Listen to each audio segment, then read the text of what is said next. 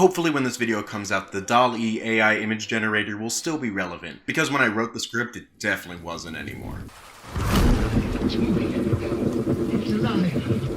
Hi, I'm Mason and welcome to Manual Monsters, or I guess in this case it would be automatic monsters, because an AI is doing all the work, unless you count making the stat blocks, writing the scripts, recording the videos, and then editing them as me doing some of the work. Anyways, DALL-E, or Cray AI Yan, whatever it's called. Either way, it's just a website where you type whatever you want in and then it'll pop out some images based on what you wrote. Or at least it'll try its best. And I might be stepping on a bandwagon several months late, but we're still gonna get some monsters out of it today. Alright, I'm gonna do this by typing in Dungeons and Dragons, and then I'll just add on one of the monster types. Let's just do monstrosities, keep it simple. And, oh, look at that! Horrors beyond my imagination.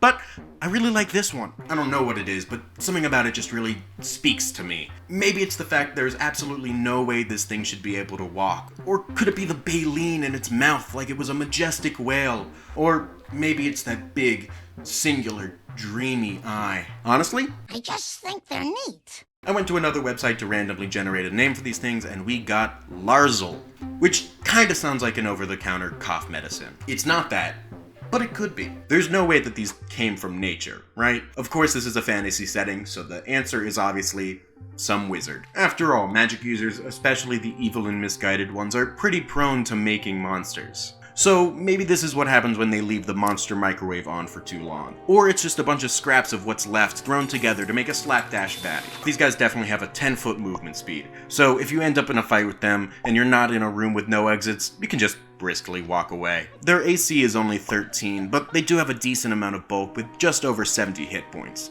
For something that seems like it shouldn't be alive at all, it's got impressively tough skin. They're also physically unstable. Literally, they're top heavy and unbalanced, so if they have to make an ability check or saving throw to avoid falling prone, they do it with disadvantage. And to add insult to injury, if it dashes, it has to make a DC 10 acrobatics check to avoid falling over. And they also have to make a DC 16 athletics check just to be able to stand up successfully. Though that's not too mean because they do have a decent athletics modifier, at least when you compare it to their dexterity and acrobatics. What these are good for is serving as sentries. They're perfect guard dogs. Those who consort with evil wizards will often have some of these around their fortress, as their unblinking eye and excellent perception makes them very useful. Sure, it can't get around fast, but it doesn't need to do that when it's guarding the front door all day. They're usually posted on exterior walls, at entry points and vital corridors, and other locations like those. They're usually trained to let out a horrible scream when they spot an intruder, alerting anyone nearby of an enemy's presence. But that's not all they do. Besides a very standard bite attack, guess it's not all baleen in there, they've got a powerful ability ready to surprise your players. With their action, they can emit a powerful beam 100 feet long from their eye. It's either superheated, supercooled, or filled with electric energy. So maybe the whole "you can just walk away from them" thing actually won't work. Whether outside the entrance of a lich's estate or within its compact maze-like walls, the Larrzal can pose a genuine threat if unchecked to an unsuspecting party. Okay, that was a pretty quick and simple monster, but not every single one of these needs 6 pages of lore and explanation behind it. But let's make number 2 a little more complicated. So far, we haven't done an elemental on this show, so let's see what happens when we type that in. Okay, Dungeons and Dragons elemental.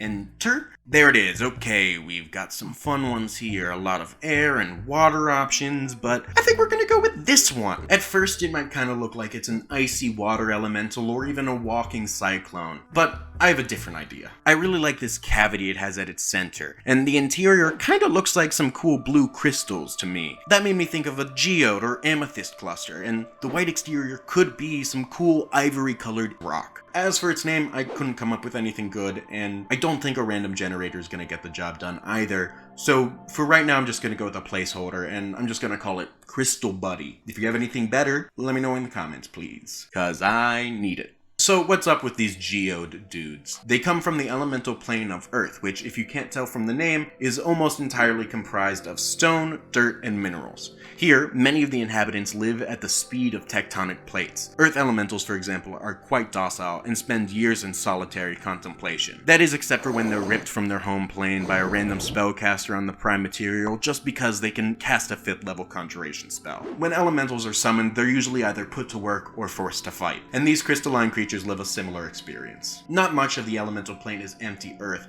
Air pockets are few and far between, but they are essential for these crystal buddies. While earth elemental Dao and other natural inhabitants of this plane have a burrowing speed or an earth glide ability that allows them to traverse without much issue, these walking geodes are not so fortunate. Unable to dig or glide through earth and stone, they live their long lives in crystal caverns and gem-laden ravines. They're not particularly sociable, but if you do speak Terran or Primordial, you might be able to get some kind of conversation out of them. They've got an AC of 16 and a bit over 130 hit points, so they're sturdy as they look. They also deal an impressive amount of damage too. Their multi-attack allows for 2 crystal slams in one turn. That lets them hit a target for 2d8 plus 4 damage twice. But really, it's their unique abilities your players should be worried about. Let's start with their reflective crystals. If you cast a spell on one of these, you'll be doing it at disadvantage, or they'll have advantage on the saving throw to resist its effects. That is because their crystalline body naturally reflects spells. Should they succeed on their save, or you roll below their AC, something interesting happens. The DM rolls a d12. On a 5 through 10, nothing happens. The spell bounces off the creature in a random direction, and there are no additional effects. On a 1 through 4, however, your spell will be reflected back at one of your party members at random. So be careful about what spells you sling at this guy, because if you're unlucky, your Ray of Sickness might bounce back and make you feel a little queasy. But really, what you should be worried about is what happens on an 11 or 12. In that case, the spell doesn't bounce back to you. Instead, it gets caught in the concave center of this elemental and bounces around within it until the spell's energy is absorbed into the creature. The ends of their arms glow with a magical aura, and the next time they hit with their slam attack, it is fueled by an additional 3d6 force damage. Or if your DM is extra cool, it'll be a damage type associated with the spell it absorbed. So a scorching ray that bounces around within him will manifest into a fiery slam. And also note that the wording of this ability means that multiple spells can power up a slam attack. So if the same elemental that resisted that scorching ray is also hit with a guiding bolt and managed to take that in as well, they'll do an additional 3d6 fire damage and 3d6 radiant. So things can compound pretty quickly, and this elemental can get deadly. Is that too busted? Maybe. But don't blame me, I don't get to playtest most of these monsters, so let me know if that's too cool for you nerds. But that's not it. You know the spell Wall of Stone? I had to become pretty familiar with it when I tweaked it for these guys, because I wanted it to feel just right. For one, when they cast it, it's not a spell, it's just a natural ability. Sorry, Abjuration Wizards. And instead of stone, they summon a wall of crystal, and they can do that with a bonus action. But they do have to recharge that ability on a 5 or 6. The elemental makes walls out of 10 panels of crystal that are usually 10 by 10 feet and 6 inches deep. These walls can be made in any shape the elemental wants, so it can be a straight line of crystals, an improvised cage around the party, or even a slope or ramp if they're just trying to make their lair wheelchair accessible. These panels have an AC of 14 and 25 hit points per inch of thickness. So a determined party can break down the walls with enough force. And when they do that, the DM can roll a d4 and multiply whatever they get by 10 to determine how many gold pieces worth of crystals are salvageable in the wreckage. And with that, we move on to our last monster, and nothing feels more appropriate for an AI-based episode than an aberration, right? Or I guess, maybe a construct, but this is my video, so I say aberration. Alright, just gonna go here and pretend to type real quick. Let's see, Dungeons and Dragons aberration. Now I just gotta pretend to wait for the image to load, and nice! Ooh, some of these are pretty freaky, but this tentacle totem guy is kind of a standout among them, so let's take her closer. Oh god! Oh, I know it's an AI and I can't ask for much, but did it have to make it all melty? Ugh. I guess they're monsters, so that's not too out of line. Maybe its face is constantly dripping off and reforming. That's pretty metal. We'll say that gives it immunity to acid damage, because that's kind of cool. And why don't we throw Psychic on there too? I'm imagining this thing is like a looming threat out in the astral sea, and with all the other psychic creatures out there, it's helpful not to have to worry about someone trying to pop your brain with theirs. And why don't we randomly generate this thing's name too? I went to a website and got these letters, and after mixing them up a little bit, we got the Mocrilyst. I imagine these guys are schemers of the astral sea. They're heavyweights out in that endless expanse, only really running from astral dreadnoughts and other similarly powerful creatures. But that's a boring and unchallenged existence for these.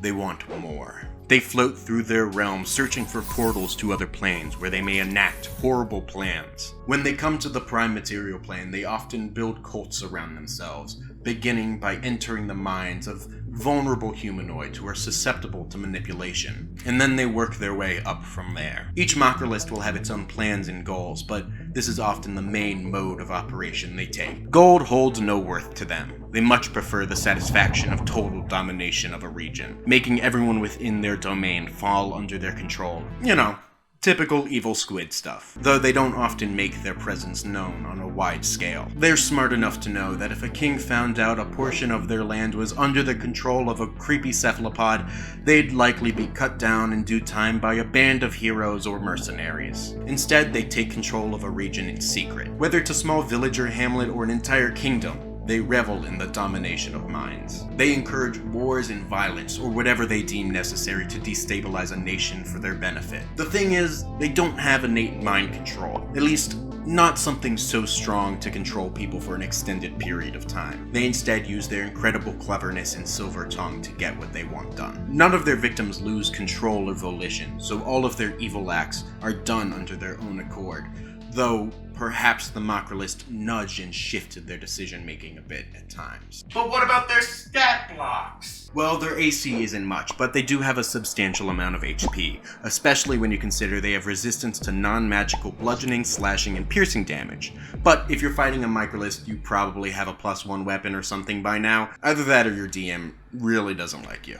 They've got the frightening presence ability. After all, their face is constantly melting and exposing their ghastly skull. If that doesn't scare you, I think you probably have the frightening presence ability too. Any creature within 60 feet of the Mocrilyst must make a DC 17 Wisdom saving throw, or they become frightened for a minute, or until they succeed on the save on subsequent turns. Another one of their abilities is Psionic Awareness, which makes it pretty much impossible to hide from the Mocrilyst unless you're shielded from mind-probing abilities. So even a rogue who can't roll a stealth below 27 can't hide in the presence of this tentacled foe. If you're trying to infiltrate their cultist ranks, you'll be in a sticky situation for sure then. But just because you can't hide doesn't mean this behemoth from the Astral Sea can't. They're surprisingly lithe and dexterous and stealthy. It'll slink through the shadows, silently floating through the air, hidden from your view, but knowing exactly where you are. A Mocrilyst will love nothing more than telepathically letting you know how much of a disadvantage you're at before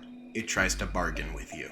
It'll tell lies and make promises of grand possibilities. And should you and your party refuse, well, you'll probably end up on the wrong side of one of their attacks. The Mocrylyst's multi-attack allows it to make 3 consecutive tendril attacks. It lashes at you, swirling its thin tentacles your way. All along its tendrils are small serrated hooks that dig into the flesh of anyone so unlucky to be hit by one of them. Alternatively, you might be targeted by their mental crush. With this, a creature within 20 feet of the Mocrilyst has to make a DC 18 intelligence saving throw to avoid taking 6d6 psychic damage. A creature who fails that save takes full damage and is stunned until the aberration's next turn, making them extra vulnerable to a flurry of attacks from their tentacles, all made with advantage. But of course, that's not all it does, because why would it be? Of course I had to give this thing legendary actions. Look how scary it is! If you've never run a monster with legendary actions, don't worry, they're pretty simple and actually make for the most fun I have in a battle as a DM. Basically, each round the creature has 3 points. At the end of any creature's turn, the monster can spend some amount of those points to do an additional action. Every time the battle circles back to the monster in question, they regain their spent points. It really helps level the playing field when the action economy isn't on your side, and makes for some really dynamic battles. Also, it takes like no effort on the DM. Your barbarian goes and then you say, I think my guy goes now. And that's it. It's really quick. Simple. Great. I love it. But back to this guy. He's got 3 options to spend his points on. The first one's pretty simple. The Mocrilyst can spend 1 of its legendary action points to do 2 of its tendril attacks. Nothing too fancy there. Just a quick slash from the pokey parts. But the second option is a little more interesting. Their psionic heartbeat costs just 1 point. Within the rotting evil creature is a heart that sits still, unbeaten. But the Mocrilyst can will it to pulse, sending out a wave of psychic energy in a 30-foot radius sphere. Anyone within the range has to make a DC 17 dexterity saving throw to avoid taking 4d6 psychic damage. It's kind of like a weaker psychic fireball. I know a dex save isn't the traditional thing to use for psychic damage, but I don't know, something about the image of jumping over a band of glowing psychic energy seemed really cool to me. Something like a Mario boss fight, you know? You'll have to your way out of this one. And lastly, costing 2 legendary action points is its Ensorceling Gaze. A target within 60 feet of the Mocrilyst must make a DC 18 Wisdom saving throw, or they are charmed for a minute and is under its control. They won't do anything innately harmful to themselves, but they will follow any of the commands the Mocrilyst gives them. So if your barbarian fails that save, they'll start swinging their axe on the wizard instead of the big scary melting space octopus thing. That is until they take some damage, at which point they're given another chance to make that saving throw again. And once a creature succeeds on that save, they're immune to the effects of that ability for 24 hours.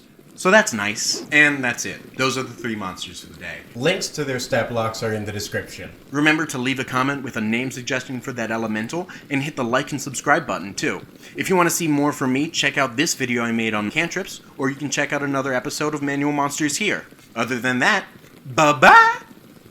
Mushroom Kingdom, here we come!